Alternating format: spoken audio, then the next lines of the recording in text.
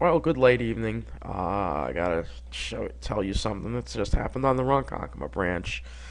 I'm sick, but this is a classic example of what I'm talking about. Long Island Railroad service is temporarily suspended in both directions on the Ronkonkoma branch between Farmingdale and Ronkonkoma due to an unauthorized person on the tracks being struck by a train.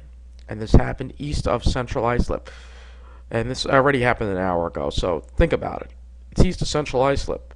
Why is it being suspended between Farmingdale and Ronkonkoma? Why are they not running at least as far as Deer Park? Um, because they don't care about the Ronkonkoma branch. And then they canceled the 1246. Customers advised to use other branches, of course. So I know it's the middle of the night, and there probably aren't that many people traveling.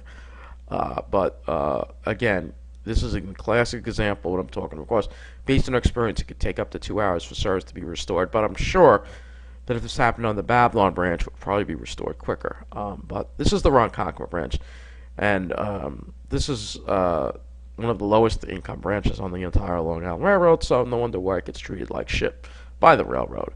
Another classic example of Title VI violations by Mr. Patrick Nowakowski, along with his accomplice Joe Loader, because Joe Loader isn't firing him. So, Joe Loader, you're violating Title VI laws too. So, I think both of you guys need to be serving some time over this in the slammer because of this. Yeah, that's what's going on. I just figured I'd update you on this. Again, they want to leave you stranded. They don't care about your life. They don't care. They don't care about trying to minimize the situation. And it happened at Central Islip, which is the next to last station on the line. So they could have actually run probably as far as Brentwood, or at least as far as Deer Park, but chose not to run. I mean, they could have probably run as far as Brentwood. All right, but they didn't choose that. No, they said Farmingdale. That's it. We're going to stop service here. That's it. Because after Farmingdale, it's the sticks. It's the sticks. Nobody lives out there. They don't count for nothing. That's Mr. Nowakowski's attitude toward the whole thing. So that's what's going on. I just want to look at some of the comments. And so how long am I going to be sitting here for? Oh, you'll be sitting here a while.